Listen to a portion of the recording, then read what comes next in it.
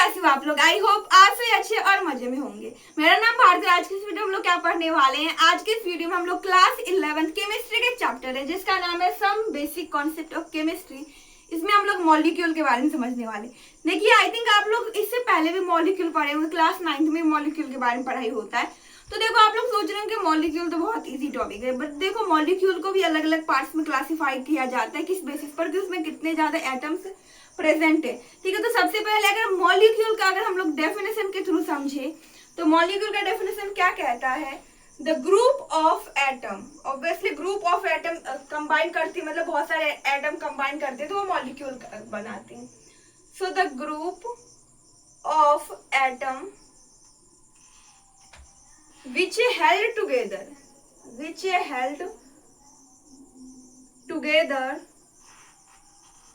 by chemical bond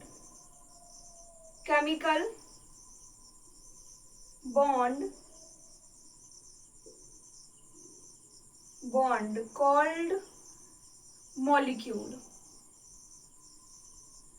जब बहुत सारे एटम, देखिए एक एटम रहेगा तो ऑब्वियसली उसको एटम कहेंगे, बट बहुत सारे एटम मतलब एक से ज्यादा एटम, वो दो भी हो सकते हैं, तीन भी हो सकते हैं, या एक एटम भी हो सकता है, तो वो कंबाइन करते हैं और फिर उससे जो बनता है वो क्या होता है, उसको हम लोग क्या कहते हैं, मॉलिक्यूल कहते हैं।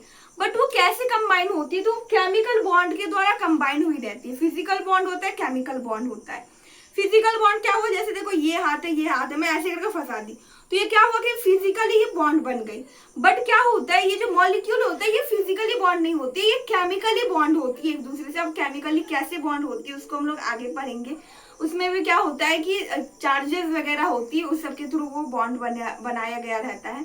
तो वो क्या होता है कि फिजिकली नहीं, केमिकली वो बॉन्ड रहती है और फिर उसी को हम लोग क्या कहते हैं, मॉलिक्यूल कहते हैं।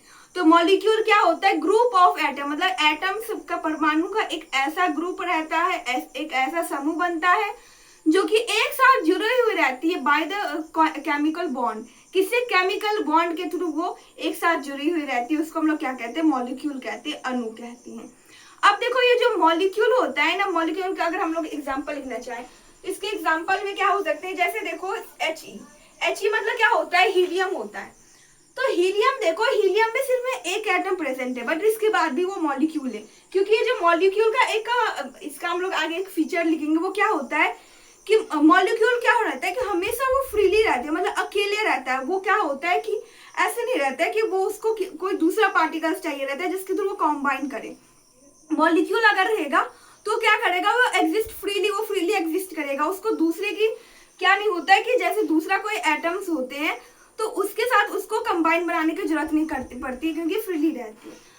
तो देखो हीलियम हो जाएगा। फिर हम लोग अगर H2 लिखे, यहाँ पर क्या हो गया, दो atom of hydrogen, 2 atom of hydrogen present है, तो ये क्या हो गया, मॉलिक्यूल हो गया। फिर अगर मैं O2 लिखूं, ऑक्सीजन लिखूं, तो O2 लिखा हुआ है तो ये भी क्या हुआ, मतलब कि दो एटम प्रेजेंट है और वो दोनों मिलकर के मॉलिक्यूल बना रहे हैं। O3 अगर मैं ओजोन लिखूंगी तो यहाँ पर क्या है, 3 एटम प्रेजेंट है। किसके प्रेजेंट है, 3 एटम ऑक्सीजन के प्रेजेंट है।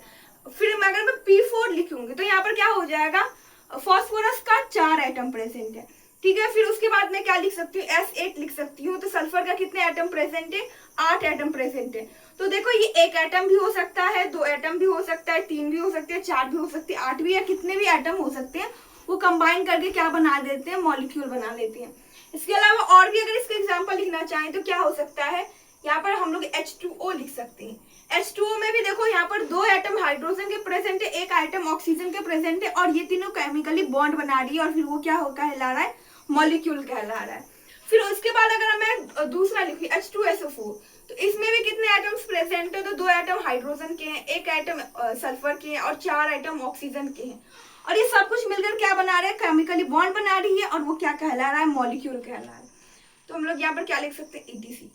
तो देखो यहाँ पर देखोगे कुछ ऐसे हैं जिसमें कि एक ही तरीके के एटम प्रेजेंट है, कुछ ऐसे हैं जो कि जिसमें एक से ज्यादा एटम प्रेजेंट है। अगर मैं ओजोन लूं तो देखो ओजोन में कितने एटम प्रेजेंट है, 3 एटम प्रेजेंट है, बट वो तीनों एटम किसका है, वो तीनों एटम ऑक्सीजन का ही है।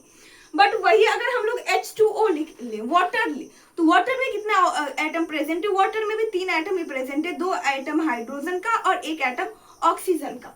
यहाँ पर भी 3 प्रेजेंट है, बट ये अलग अलग एलिमेंट के एटम है और यहाँ पर सेम एलिमेंट के एटम है। तो मॉलिक्यूल में क्या हो सकता है कि एक एलिमेंट के भी बहुत सारे एटम हो सकते हैं, या अलग अलग एलिमेंट के भी बहुत सारे एटम हो सकते हैं, और वो केमिकली बॉन्ड रहती है और फिर क्या बनाते हैं, वो मॉलिक्यूल बनाते हैं। फिर जैसे मैं देखो H2SO4, तो इसमें कितने एटम प्रेजेंट, 4 3 7 8 9, इसमें 9 एटम प्रेजेंट है। 9 नहीं है, 4 5 6 7 एटम प्रेजेंट है। तो यहाँ पर देखो 7 एटम प्रेजेंट है, किस किस के प्रेजेंट है, तो हाइड्रोजन के 2 है, सल्फर के 1 है, और ऑक्सीजन के 4 एटम प्रेजेंट है। बट वही अगर मैं यहाँ पर सल्फर लूं, तो यहाँ पर S8, देखो यहाँ पर 8 एटम किसका, सल्फर का ही प्रेजेंट है, बट यहाँ पर 7 एटम है, बट वो अलग अलग एलिमेंट के। तो मॉलिक्यूल के एक एलिमेंट के भी एटम कंबाइन होकर के मॉलिक्यूल बना सकते हैं, और अलग अलग एलिमेंट के भी जो मॉलिक्यूल होते हैं, अलग अलग एलिमेंट के जो एटम होते हैं वो भी कंबाइन होकर के मॉलिक्यूल बना सकते हैं। अब देखो एग्जांपल के बाद कुछ ऐसे टर्म्स आएंगे जिसके बारे में मैं पहले ही बता देती हूँ। वो क्या होता है, वो होता है मोनो। वैसे आई थिंक आप लोग इसके बारे में जानते होंगे। मोनो होता है, डाई,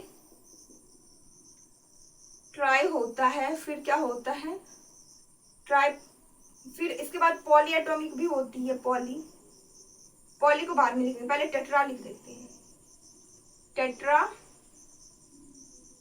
पेंटा, हेक्सा, हेप्टा, ओक्टा। तो ऐसे करके फिर नोना आता है, फिर क्या होता है, फिर उसके बाद आते हैं डेका आता है।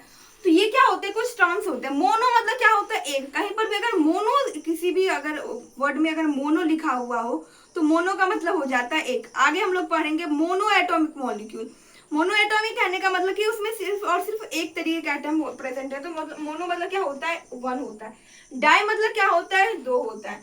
ट्राई मतलब क्या होता है, 3 होता है। हम लोग जानते हैं ट्राई कलर, हम लोग का फ्लैग जो होता है ट्राई कलर का होता है, 3 कलर। ट्राई मतलब क्या होते हैं, 3 होता है। फिर टेट्रा मतलब क्या होता है, 4। टेट्रापोडा आप लोग जानते होंगे, जिसके 4 अपेंडेज होते हैं, वो उसको क्या कहते हैं, टेट्रापोडा कहते हैं। तो टेट्रा मतलब 4 होता है। पेंटा मतलब 5 होता है। हेक्सा मतलब 6, हेप्टा मतलब 7, ऑक्टा मतलब 8, फिर डेका आएगा, डेका का मतलब 10 होता है।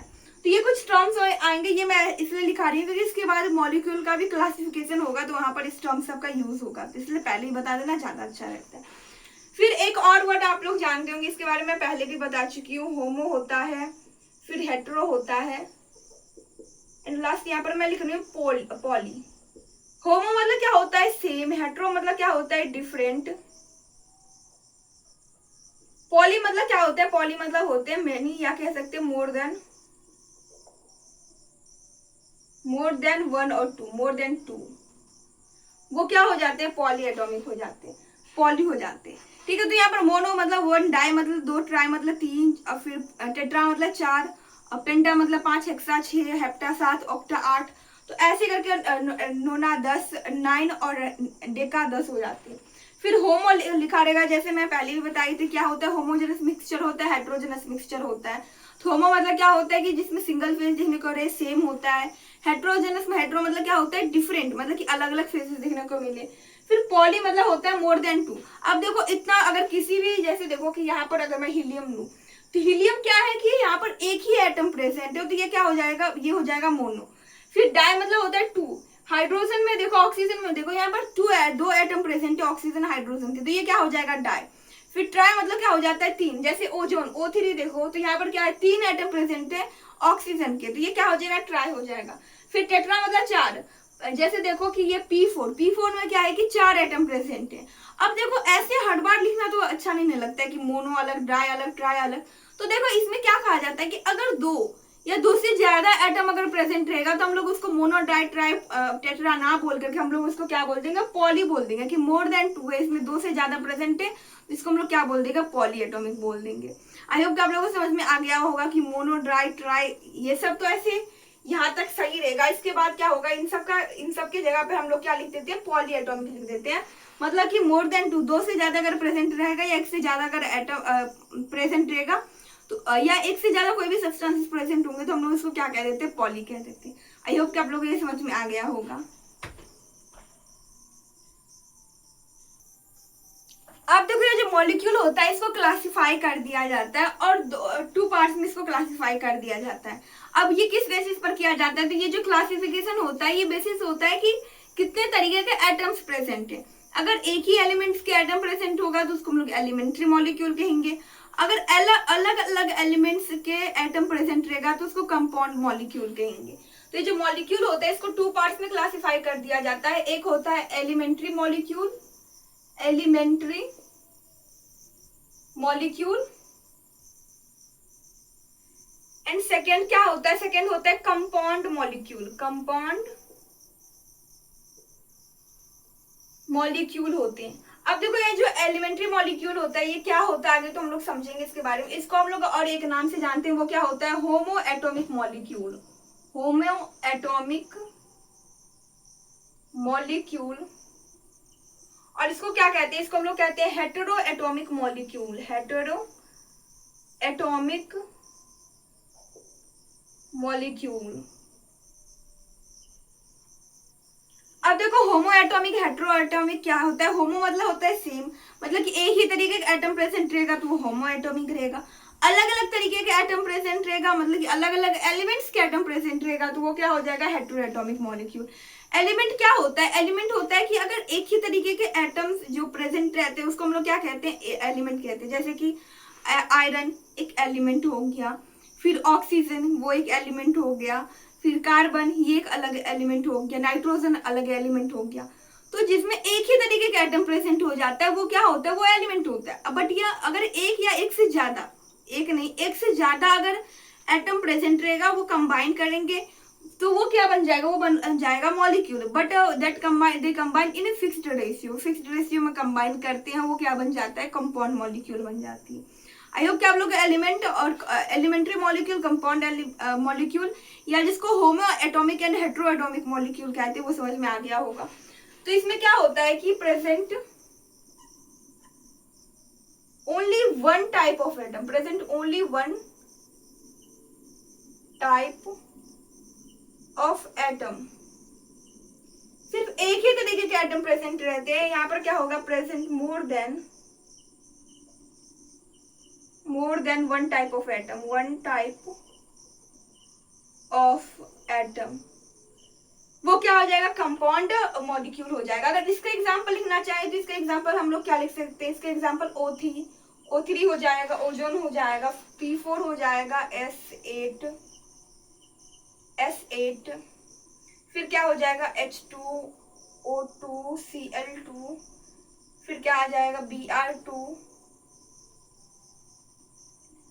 फिर क्या होगा He, इसको भी हम लोग लिख सकते हैं ETC। फिर वही अगर कंपाउंड मॉलिक्यूल का अगर एग्जांपल लिखना चाहें तो इसके एग्जांपल क्या क्या होंगे, इसके भी एग्जांपल बहुत सारे लिख सकते हैं, जैसे HCl, फिर H2SO4, H2SO4, H2O, NaCl etcetera. तो देखो यहाँ पर देखो कि ये भी मॉलिक्यूल है, ये भी मॉलिक्यूल, बट इसमें डिफरेंस क्या देखने को मिल रहा है कि यहाँ पर एक ही तरीके के एटम प्रेजेंट है। जैसे देखो अगर मैं O3 लूंगी, ओजोन लूंगी, तो ओजोन में क्या है कि 3 एटम तो प्रेजेंट है बट वो ऑक्सीजन की। अगर यहाँ पर मैं H2O को ली तो इसमें भी 3 एटम प्रेजेंट है बट वो अलग अलग एलिमेंट के एटम है, हाइड्रोजन के और ऑक्सीजन के, दोनों के एटम कंबाइन किए हुए।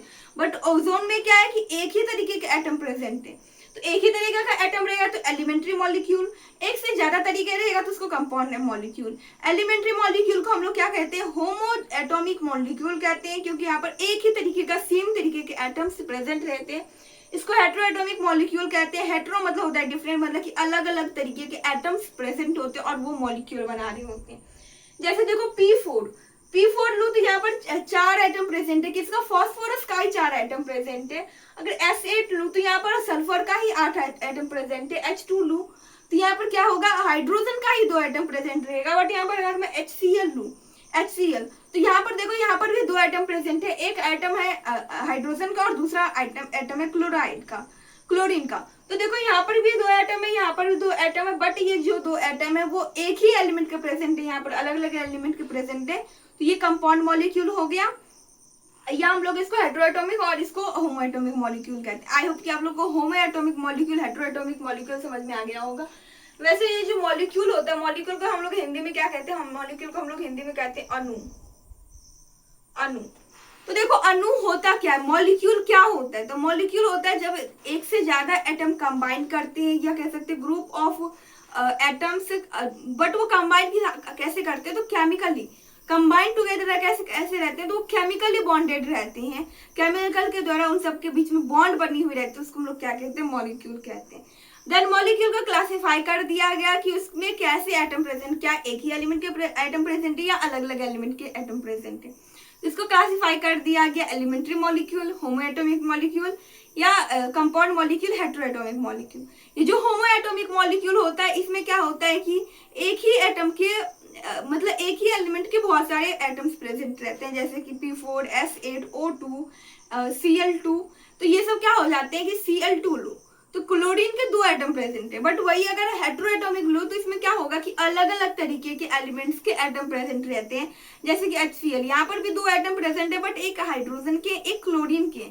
तो अलग अलग एलिमेंट के अगर एटम प्रेजेंट रहेगा तो वो क्या हो जाएगा, वो हो जाएगा कंपाउंड मॉलिक्यूल, हेटेरोएटॉमिक मॉलिक्यूल।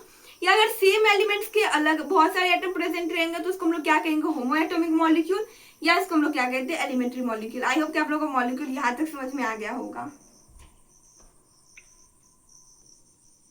अब देखो अभी जो मैं बताई थी कि मोनो होता है, डाई, ट्राई जो होता है, इन सब का यूज कहाँ पर होने वाला है। तो देखो मोनो एटॉमिक मॉलिक्यूल होते हैं, diatomic, triatomic molecule होते हैं, ये सब क्या होता है।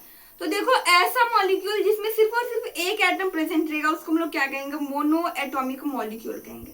फिर क्वेश्चन ये आता है कि अगर एक ही एटम प्रेजेंट है, अगर एक ही एटम प्रेजेंट है तो उसको हम लोग ऑब्वियसली एटम कहेंगे, उसको हम लोग मॉलिक्यूल क्यों कहते हैं।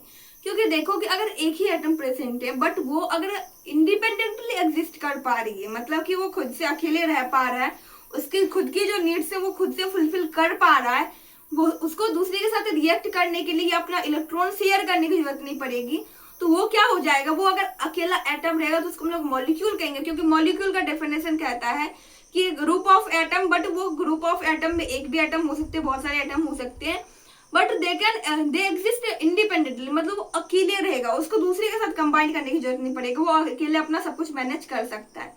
तो अगर अकेले खुद से अगर इंडिपेंडेंटली कुछ भी एग्जिस्ट कर पा रही है तो उसको हम लोग मॉलिक्यूल कहेंगे। अगर कोई भी एटम जो कि इंडिपेंडेंटली, अगर एक अकेला एटम अगर वो इंडिपेंडेंटली एग्जिस्ट कर पा रही है तो उसको हम लोग मॉलिक्यूल भी कहेंगे, एटम भी कहेंगे। जैसे कि हम लोग अभी जस्ट मैं बताई थी कुछ देर पहले, हीलियम होती है। तो यहाँ पर क्या होगा इसका definition, having only one atom।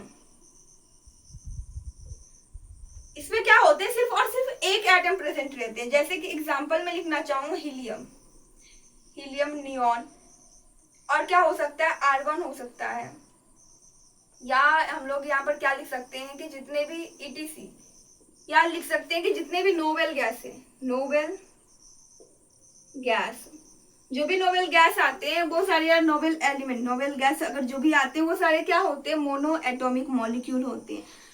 Noble gas कितने होते हैं, 6 नोबेल गैस होती थी। कौन कौन होता था, हीलियम होता था, नियॉन होता था, क्रिप्टॉन, आर्गन, जेनॉन, रेडॉन होता था।